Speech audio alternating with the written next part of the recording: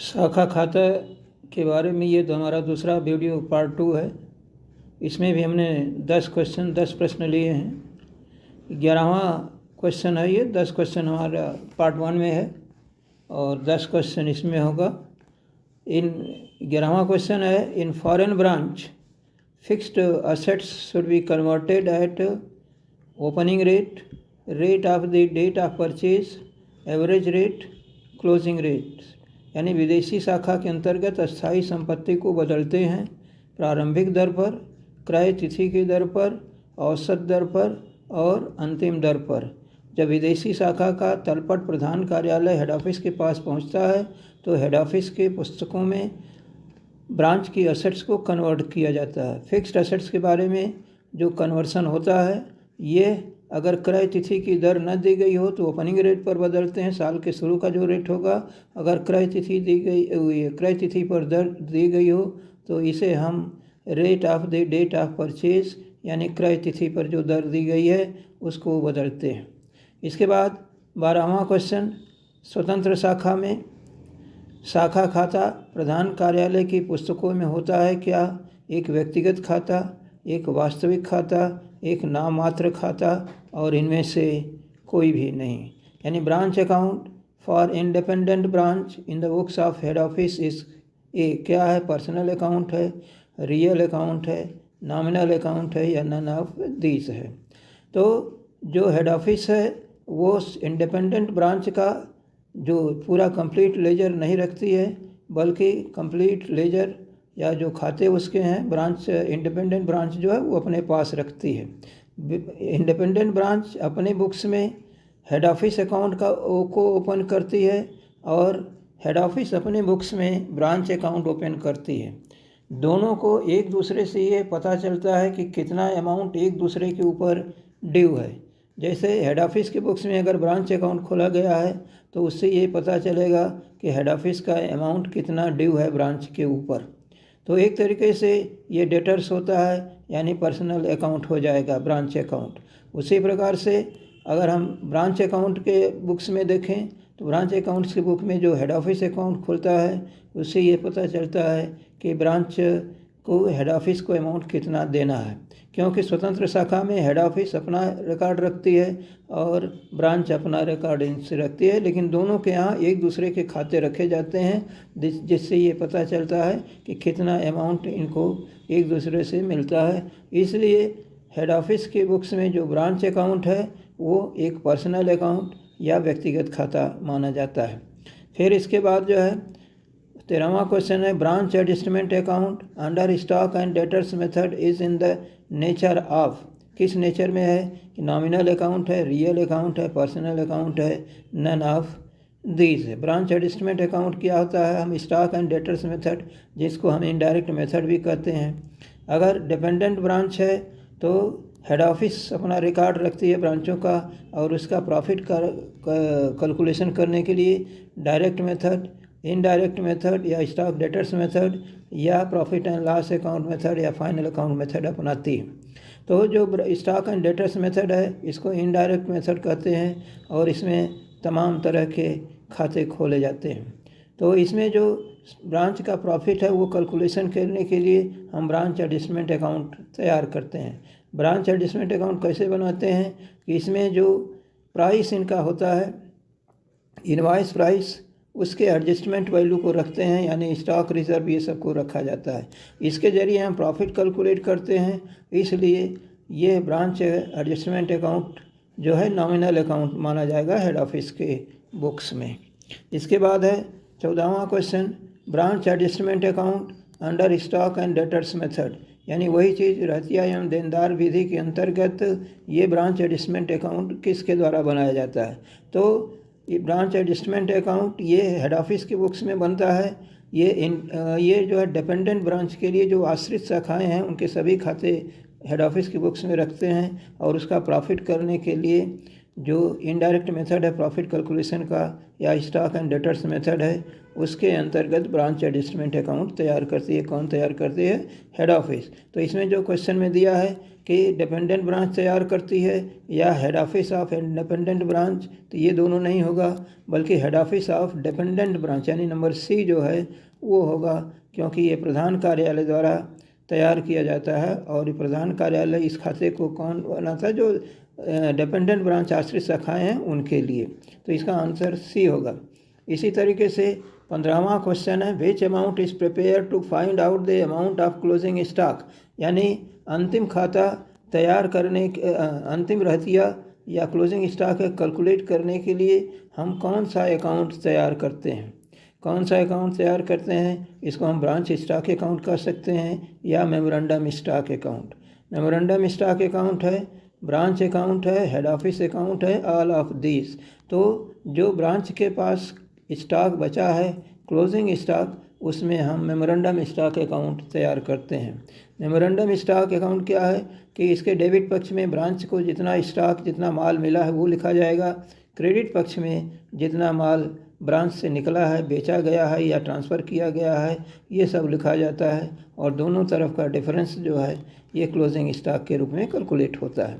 तो ये जो है आपका क्या बोलते हैं मेमोरेंडम स्टॉक अकाउंट, ये तैयार किया जाता है इसलिए कि ब्रांच का क्लोजिंग स्टॉक निकल सके। इसके बाद 16वां क्वेश्चन में under debtors method closing debtors are shown in the on the, किधर दिखाया जाएगा क्लोजिंग डेटर्स को? हम debit side of the branch लिखेंगे, credit side of the branch लिखेंगे, या क्रेडिट साइड में ऑफ द ब्रांच लिखेंगे after adjusting bad debts discount allowed sales return etcetera, और इसके बाद not shown in the branch account, यानी ब्रांच अकाउंट में नहीं लिखा जाएगा। तो ये 4 ऑप्शन जो दिए गए हैं, इसमें क्लोजिंग बैलेंसेस जो होते हैं, क्लोजिंग बैलेंसेस का मतलब जो ब्रांच के पास एसेट्स होती है, जैसे क्लोजिंग स्टॉक है, जैसे पेट्री कैश है क्लोजिंग का, जैसे फर्नीचर क्लोजिंग का है, या क्लोजिंग के पास ब्रांच स्टॉक का जो स्टॉक बचा है वो सब क्रेडिट साइड में लिखा जाता है।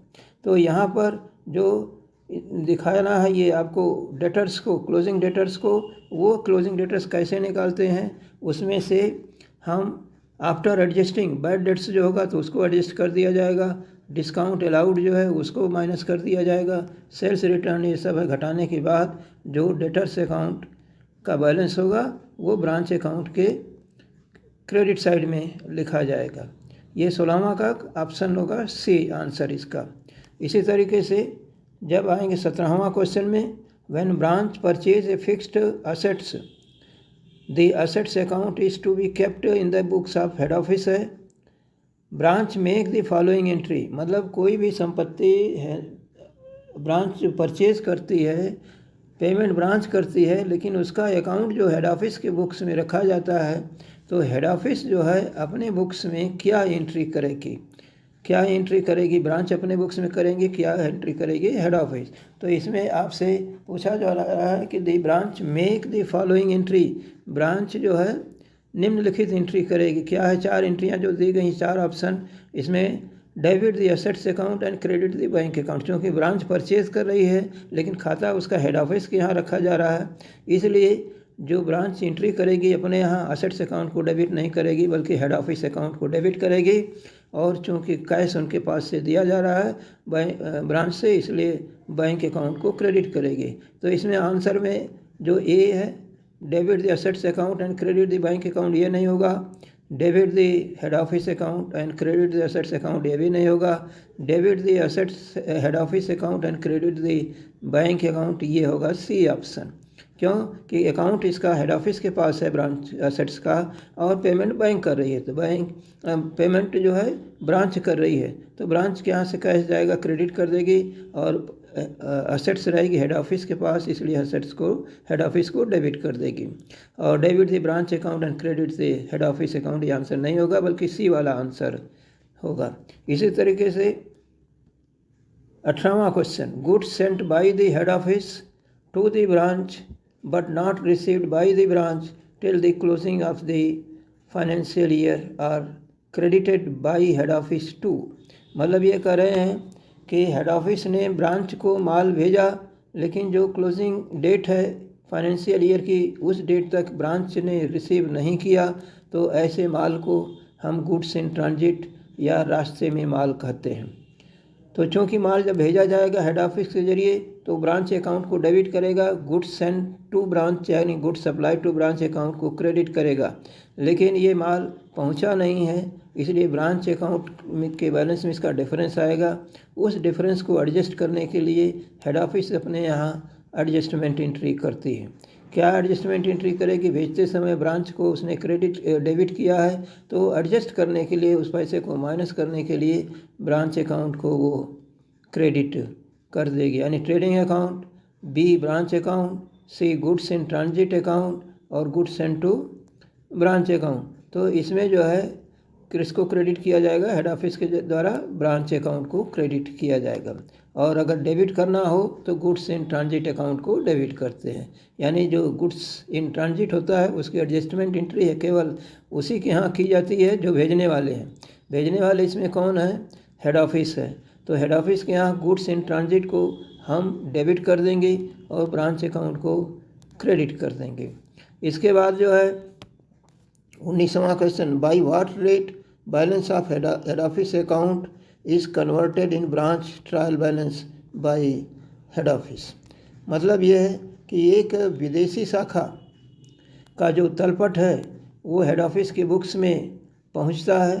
हेड ऑफिस अपने देश की, अपने कंट्री की करेंसी में उसको चेंज करती है, उसके ट्रायल बैलेंस को, और चेंज करने के बाद तब उस कन्वर्टेड ट्रायल बैलेंस के बेस पर फाइनल अकाउंट यानी profit and loss account balance sheet तैयार करती है। क्योंकि हेड ऑफिस जो है अलग कंट्री में, ब्रांच अलग कंट्री में है, दोनों एक दूसरे के एडवर्स करेंसी में बनाए जाते हैं, इसलिए हेड ऑफिस जो है ब्रांच के ट्रायल बैलेंस को बदलने के लिए जो ब्रांच के ट्रायल बैलेंस में हेड ऑफिस अकाउंट का बैलेंस दिया है उसके लिए वो क्या रखते हैं कि जो, चूँकि ये ब्रांचेस स्वतंत्र एक तरीके से होती हैं, तो जो हेड ऑफिस है यानी जो ब्रांच है इनकी दूसरी, तो ब्रांच अपने यहाँ हेड ऑफिस अकाउंट बनाई होगी और हेड ऑफिस अपने यहाँ ब्रांच अकाउंट बनाए होंगे। दोनों एक दूसरे का बैलेंस अपोजिट साइड एडवर्स होता है, लेकिन ये दोनों जो है अलग अलग देश के होने के कारण इनका जो करेंसी होती है अलग अलग होती है। तो ये दोनों अकाउंट यानी ब्रांच की बुक्स में हेड ऑफिस अकाउंट या हेड ऑफिस की बुक्स में ब्रांच अकाउंट जो साल भर के ट्रांजैक्शन होते हैं पूरे ईयर के, उसके बेस पर बनाए जाते हैं। इसलिए क्या होता है कि इनका जो कन्वर्सन होगा, जो हेड ऑफिस की बुक्स में ब्रांच अकाउंट का बैलेंस है वही बैलेंस उठा के रखा जाता है ब्रांच के ट्रायल बैलेंस में जो हेड ऑफिस अकाउंट का बैलेंस है एक दूसरे के लिए। इसके लिए न तो ओपनिंग रेट होता है, न तो एवरेज रेट होता है, न तो इनका क्लोजिंग रेट होगा। इसलिए आंसर इसमें नन ऑफ दीज होता है। इसके बाद जो है 20वां क्वेश्चन, ये थोड़ा न्यूमेरिकल टाइप का है। इसमें क्या है कि फर्नीचर एट ओपनिंग, फर्नीचर जो है इनका ब्रांच के पास शुरू में 20,000 था। फर्नीचर सोल्ड आफ्टर 6 मंथ, 6 माह बाद जो है फर्नीचर बेचा गया 9,000 रुपये में, लेकिन उसकी बुक वैल्यू कितनी है? 9,500। यानी 20,000 में से 9,500 का फर्नीचर बेच दिया गया।